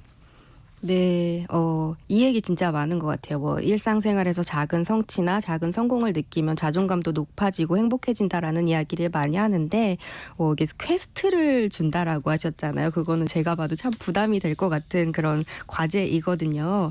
이때는 완벽주의를 버리라고 말씀을 드리고 싶어요. 내가 나한테 다양한 퀘스트를 주고 그 퀘스트를 성취했을 때는 기뻐해야 되지만, 제가 평소에 잘하는 말이 있거든요. 뭐냐면 그럴 수도 있지 뭐. 그래서 내가 뭔가를 하기로 목적을 가졌는데 그걸 하지 못했을 때 그럴 수도 있지 뭐. 사람인데 어떻게 완벽해. 이런 이야기를 많이 하거든요. 그래서 퀘스트를 주는 건 좋은데 이게 반드시 내가 꼭 이겨내야 되는 그런 과제는 아니다. 라는 그런 생각을 가져보셨으면 좋겠고요. 제가 또 한 가지 더 팁을 드리자면, 제가 자주 조금 몸이 약해서 좀 자주 아픈데, 예전에는 하루 아프면 하루 동안 일을 못 하잖아요. 그러면 굉장히 막 그 하루가 너무 아깝고 그게 또 이제 불행으로 넘어가는 거예요. 근데 요즘에는 어떻게 생각을 하냐면, 괜찮아. 하루 더 살면 되지 뭐. 이런 식으로 생각을 하거든요. 그래서 모든 거는 다 마음 먹기 나름이기 때문에 성취하면 기뻐하지만 성취하지 않았을 때는 그럴 수도 있지 뭐, 이렇게 받아들이면 어떨까 생각이 듭니다. 네, 2919님은요. SNS를 하다 보면 스스로가 작아진다는 기분이 들 때가 많습니다. 친구들보다 뒤떨어지고 있다는 생각이 들어서 우울하기도 하고요. SNS를 아예 안 할 수도 없고요. 어떻게 해야 할지 모르겠습니다. 하셨어요. 네. 그런데 사실 많은 분들이 SNS 안 해도 된다고 이야기는 하거든요. 사실 저도 SNS 좋아하고 열심히 하고 있지만, 이 행복하지 못하는 사람들이 주변 사람들한테 관심이 많아요. 그게 잘못된 게 아니라 원래 인간의 기본적인 특징이 계속 주변인과 나를 비교하면서 내가 어떤 사람인지를 정의 내리려고 하는데, 우리가 은연중에 나보다 부족한 사람을 찾아서 그래도 내가 쟤보다는 낫지라는 마음으로 위안을 받으려고 하는 심리가 있거든요. 그래서 SNS를 더 놓지 못하는 경우가 있는데, 막상 하다 보면 나보다 더 행복하고 좋은 일만 있는 사람들만 보이는 거죠. 그래서 SNS를 통해서 어떤 관계가 끊어질까 봐 걱정돼서 많이들 SNS를 유지하고 계시겠지만, SNS 잠깐 끊으셔도 사실 괜찮습니다. 우리가 또 연락할 수 있는 소중한 방법들이 있으니까요. 그리고 무엇보다 우리가 주관적 안녕이라고 이야기를 했었잖아요. 그래서 비교할 수 없는 나만의 행복을 찾는 것, 요걸 한번 목표를 세워주시면 좋을 것 같습니다. 저도 SNS 안 하거든요. 네. 다른 사람들의 행복을 보는데 시간을 쏟기보다는 지금 내 삶 안의 행복에 더 집중하고자 맞아요. 없앴는데 좀 효과적인 것 같아요. 저는. 네, 저도 바쁠 때마다 이제 SNS를 안 하는데 그때가 훨씬 삶의 만족도가 올라가는 것 같아요. 네. 콩으로 이정환 님이 돈을 못 벌고 있어서 윤택하게 삶이 안 되고 있어서 불행합니다. 경제적인 데서 행복을 찾으면 안 된다고는 하지만 그게 잘 안 되는데요. 해결 방안이 없을까요? 하셨어요. 네. 이 돈과 행복이 비례하지 않는다 이런 말이 있잖아요. 그런데 사실 그게 어느 정도의 수준까지는 비례하기는 하거든요. 그러니까 돈이랑 행복을 연관지어서 생각하면 안 돼. 이렇게 나한테 엄격하게 할 수는 없는 것 같아요. 돈이 부족할 때 당연히 행복감이 떨어지는 건 너무 당연한 심리이고요. 그럼에도 불구하고 우리가 주관적으로 내가 안녕할 수 있는 게 무엇이 있을까 찾아보면 좋을 것 같은데요. 저 같은 경우에는 항상 이렇게 교육을 할 때마다 행복 메뉴판을 만드는 작업을 하거든요. 나만의 행복 그리고 그게 얼마인지를 쓰는 그런 메뉴판을 만드는 건데요. 그렇게 만들다 보면 무료 행복 메뉴판이 많이 나와요. 예를 들어 이제 제 무료 행복은 강아지 발냄새 맡기. 그리고 주말에 쓰레기 버리고 오는 길에 아이스크림 먹으면서 산책하기. 요즘에 아이스크림 한 800원 정도면 살 수 있잖아요. 그래서 이것처럼 좀 저렴했을 때 저렴하게 내 행복을 살 수 있는 게 무엇이 있을까 고민을 해서 우리 아까 5초, 7초 이렇게 늘려가자고 얘기를 했었죠. 그렇게 행복할 수 있는 시간들을 늘려가면서 내가 돈이 들지 않아서 나를 주관적으로 안녕할 수 있게 하는 시간들은 뭐가 있을까 고민해 보시면 좋을 것 같습니다. 네. 3487님이 비교하지 않는 나만의 행복을 찾는다. 작가님 좋은 말씀 감사드립니다. 가슴에 와닿아요 하셨네요. 고맙습니다. 네, 라디오 심리극장 사회심리학자 신고은 작가와 함께했습니다. 고맙습니다. 고맙습니다.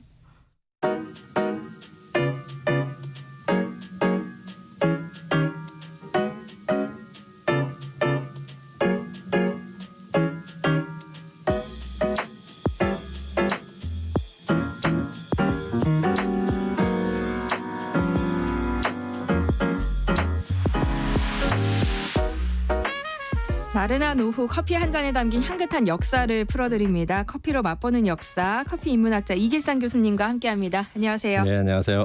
네, 오늘은 어떤 얘기 해주실 건가요? 예, 이 카페에 가보면 간판 아니면 메뉴판에 써 있는 단어 중에서 스페셜티 커피라는 거 보신 적 있죠? 네, 이게 그럼요. 혹시 무슨 뜻인지 아세요? 뭐 스페셜이니까 특별히 좋은 커피 아니겠어요? 네, 영어는 예 맞습니다. 예, 그런데 특히 좋은 커피를 뜻하기는 한데요. 예, 그냥 좋은 커피가 아니라 엄격한 기준에 의해 평가를 받아서 일정한 점수 이상을 받은 커피에만 부여되는 공식 호칭이 스페셜티 커피입니다. 이 미국과 유럽의 커피 전문가들이 만든 스페셜티 커피 협회라는 단체가 있는데요.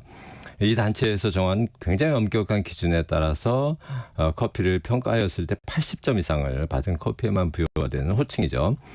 보통 350g 그러니까 이 커피콩 한 2,000개 정도 속에 결점 썩은 콩이나 뭐 덜 익은 콩 등 문제 있는 콩이 5개 이내여야 스페셜티 커피가 됩니다.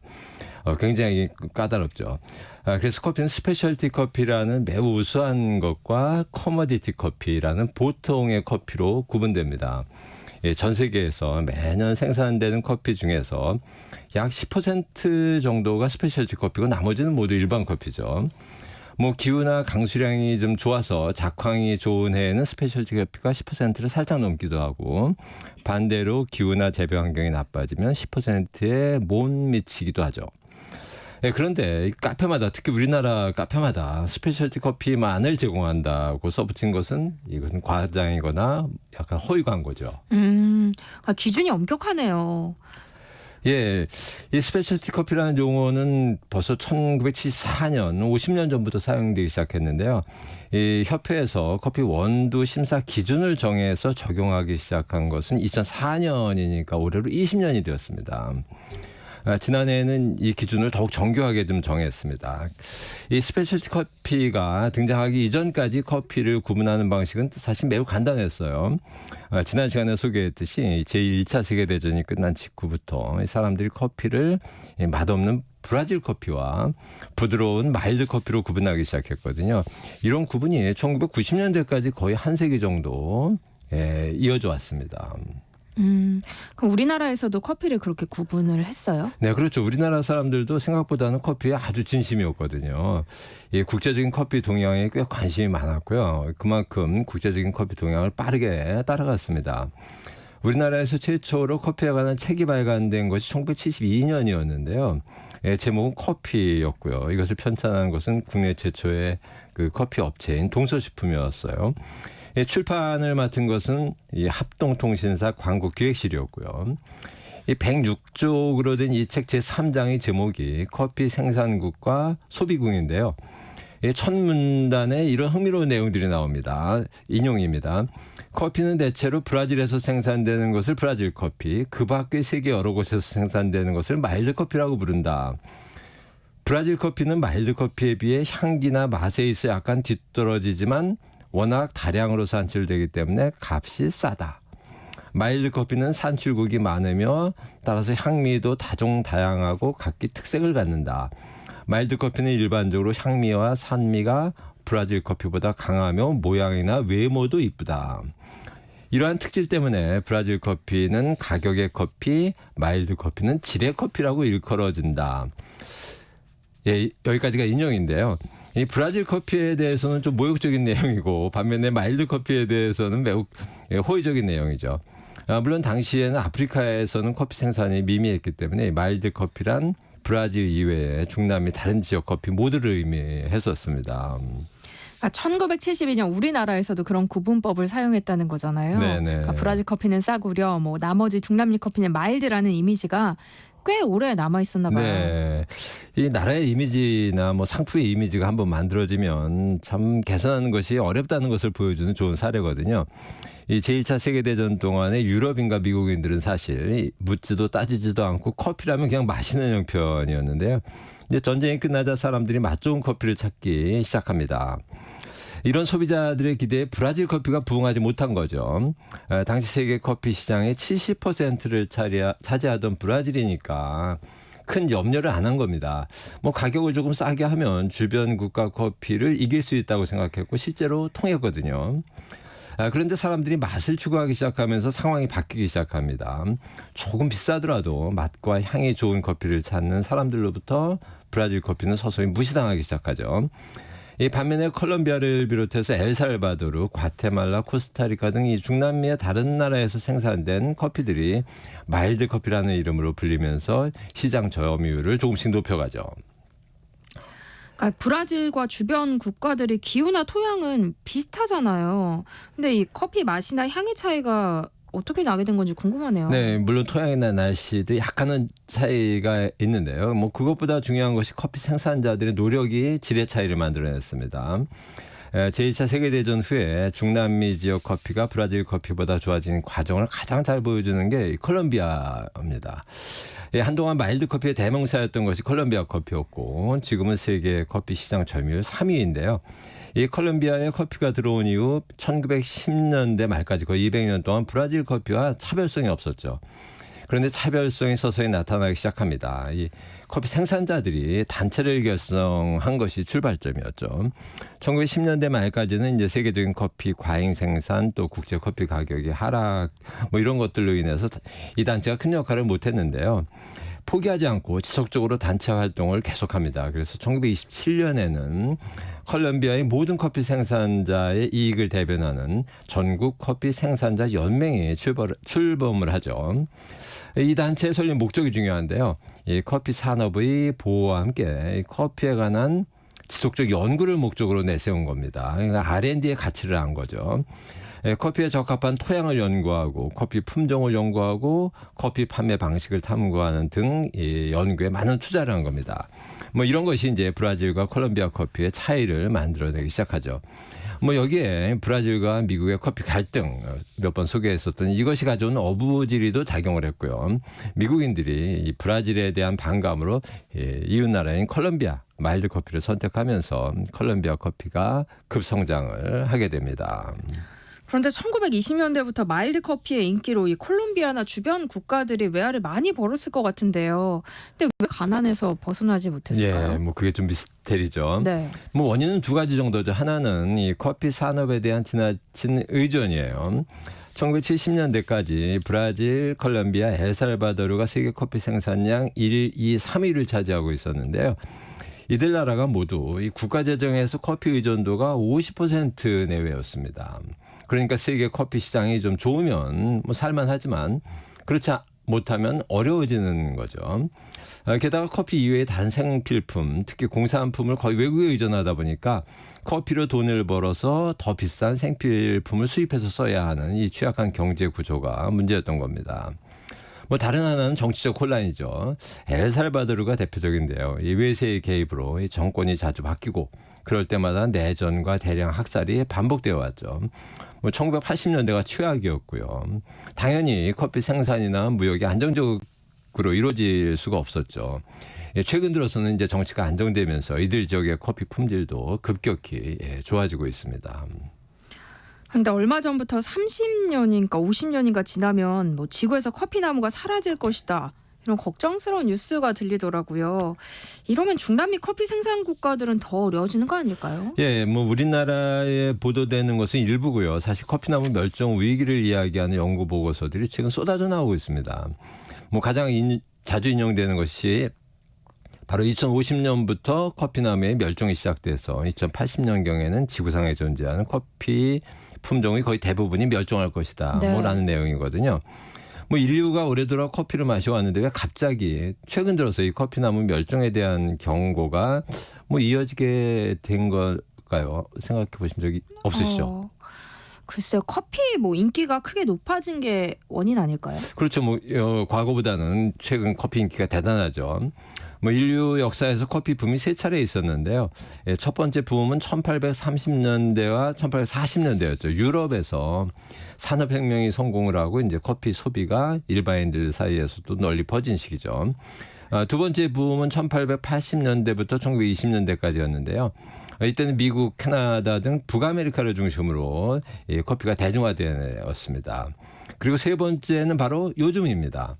2000년대에 시작된 세 번째 커피 붐인데요. 이제 지구상의 모든 지역, 모든 계층에서 커피를 마시게 되었죠. 이러다 보니 커피 소비가 기하급수적으로 증가했고요. 자연스럽게 여러 국제기구나 단체에서 이 커피 나무의 지속 가능성에 대한 연구를 하게 된 거죠. 그렇다면 중요한 질문인데요. 커피나무 멸종 위기의 책임은 누구에게 있을까요? 커피를 마시는데 열중하고 있는 소비자들에게 있나요? 아니면 생산자들의 책임인가요? 둘 다 아닙니다. 커피나무 멸종 위기에 가장 큰 책임이 있는 것은 커피나무입니다. 아니 커피나무가 무슨 죄가 있어요? 죄가 없을 것 같지만 죄가 있어요. 인류의 주식인 벼, 밀, 감자, 옥수수 이런 것들에 대해서는 멸종 위기가 이야기된 적이 없잖아요.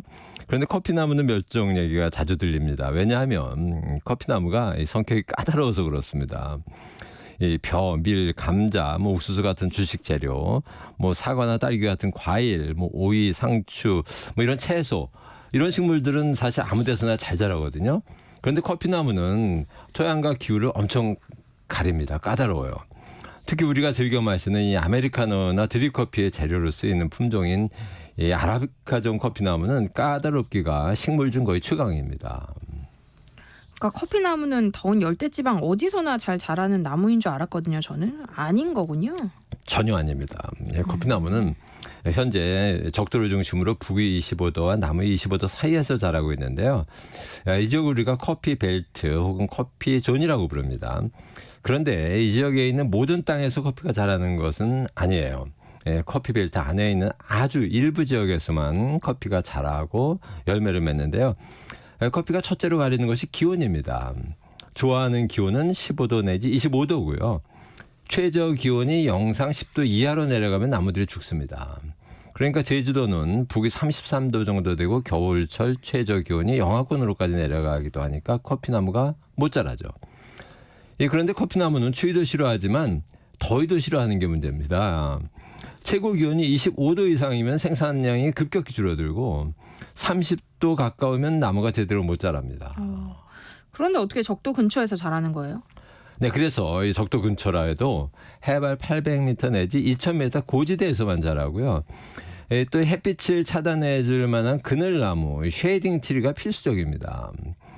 고무나무나 바나나 나무처럼 잎이 크고 키가 커서 커피나무에게 적당한 그늘을 제공해주는 나무를 함께 심어줘야 합니다. 이 나무들이 직사광선도 막아주고 또 토양의 수분 증발을 막아주는 역할도 합니다. 물론 고도가 2000m 가까이 돼서 낮에도 25도 이상으로 온도가 올라가지 않는 곳에서는 이런 쉐이딩 트리가 필요 없죠. 그런데 기온 다음으로 또 커피나무가 자라는데 중요한 게 있습니다. 뭘까요? 토양 아닐까요?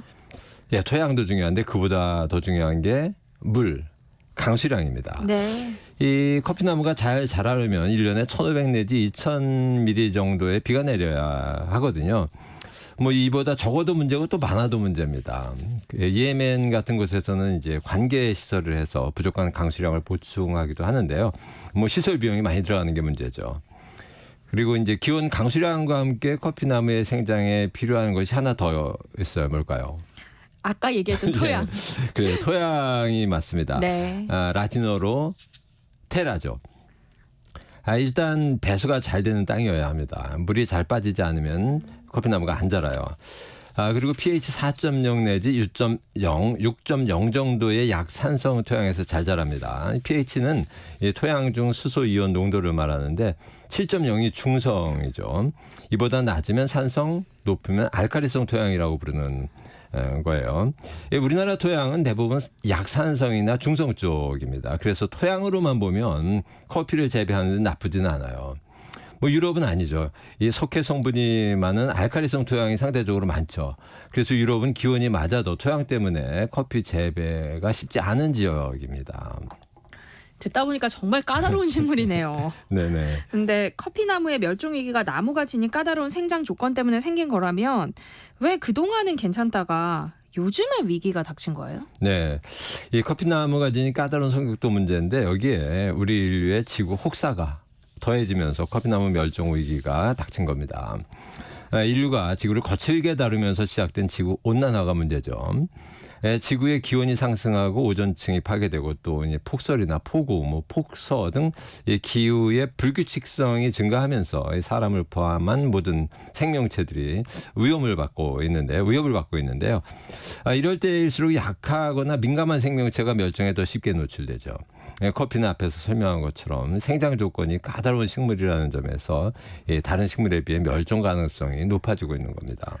커피나무 멸종 정말 걱정되네요. 좀 더 설명해 주실 수 있을까요? 네, 몇 가지 보고서를 볼 수 있는데 먼저 영국의 왕립식물원이 2019년에 세계 자연보전연맹의 멸종 위기종 목록을 분석해서 보고서를 발표했는데요. 이에 따르면 현재 75개 커피 열매 종 중에서 13종이 멸종 위급 등급으로 분류되었다고 하는데요. 이 등급은 사실상 멸종 직전에 처한 것을 의미합니다. 75종 중에서 13종이 그렇다는 거죠. 그리고 40종이 멸종 위기 등급인데 이것은 멸종할 가능성이 높은 상태고요. 75종 중에서 40종이요. 나머지 22종이 취약 등급으로 분류되었는데 이것도 보호하지 않으면 멸종 위기에 처할 가능성이 높은 단계를 말합니다. 뭐 결론적으로 현재 야생에 존재하는 커피 열매 중에서 60% 이상이 멸종 위기에 처해 있다고 본 겁니다. 이 보고서도 지구 온난화를 1차 원인으로 지목했죠. 생각보다 심각하네요. 그러니까 비슷한 주장을 하는 연구들이 많아요. 네, 호주 기후학회는 이보다 이른 2016년에 비슷한 보고서를 발표했는데요. 이에 따르면 2050년까지 커피 재배에 적합한 토지가 절반으로 줄어들 것이라고 합니다. 그리고 2080년에는 지구상에 존재하는 야생 커피 품종이 거의 멸종할 것이라고 예측했고요. 그러니까 지금부터 26년 내지 56년 사이에 커피 나무는 서서히 사라진다는 얘기인데요. 뭐 요즘 태어난 아이들은 그러니까 20대 성인이 되어서 커피를 즐기려고 할 때 굉장히 어려울 수도 있고 이들이 50대 이후에는 커피를 못 마실 수도 있다는 거죠. 특히 요즘 우리가 마시는 스페셜티 커피, 향과 맛이 좋은 커피를 생산하는 나무일수록 먼저 멸종할 겁니다. 그 다음에는 마일드 커피가 없어지고 그 다음에는 인스턴트 커피 재료로 가장 맛없는 로브스타종 커피만 아마 조금 남을 가능성이 있습니다. 그러면 없어지기 전에 지금이라도 커피를 마음껏 마셔야겠구나. 뭐 이런 생각하시는 분들이 있을 것 같은데요. 네, 바람직하지 않습니다. 왜냐하면 이 커피 한 잔을 만드는데 이산화탄소가 적지 않게 배출이 됩니다. 에스프레소 한 잔당 280g의 이산화탄소를 배출하는데요. 이거는 승용차가 1km를 달리며 배출하는 이산화탄소의 양과 같은 수준입니다. 라떼나 카푸치노 같은 음료에는 2배가 되는 이산화탄소를 발생시킨다고 하고요. 커피를 마시는 것도 함부로 생각 없이 마시는 것은 삼가해야 된다는 교훈이죠. 그렇다면 커피 멸종 위기를 극복하고 우리 후손들이 커피를 지금의 우리처럼 좀 마실 수 있게 하려면 어떤 노력이 필요할까요? 가장 중요한 거는 두 가지죠. 하나는 환경을 보호하는 일이죠. 4월 22일 오늘이 UN에서 정한 지구의 날입니다. 이런 날일수록 특히 환경을 생각해야 되죠. 두 번째는 현재의 커피벨트 밖에서도 자랄 수 있는 새로운 커피 품종의 개발이 필요합니다. 이 분야에서 현재 지구상에서 가장 큰 노력을 기울이고 있는 나라는 대한민국입니다. 우리나라 농촌진흥청에서 새로운 품종을 개발해서 시험 재배를 지속한 지도 여러 해가 됐습니다. 네. 주목할 만합니다. 네, 커피로 맛보는 역사 지금까지 커피 인문학자 이길상 교수와 함께했습니다. 고맙습니다. 네, 감사합니다. 네, 세상의 모든 정보 여기서 마무리하겠습니다. 모바일 치킨 쿠폰과 커피 쿠폰 당첨자는요 홈페이지 공지사항에서 확인하실 수 있습니다. 행복한 오후 이어가세요. 지금까지 아나운서 전주리였습니다. 고맙습니다.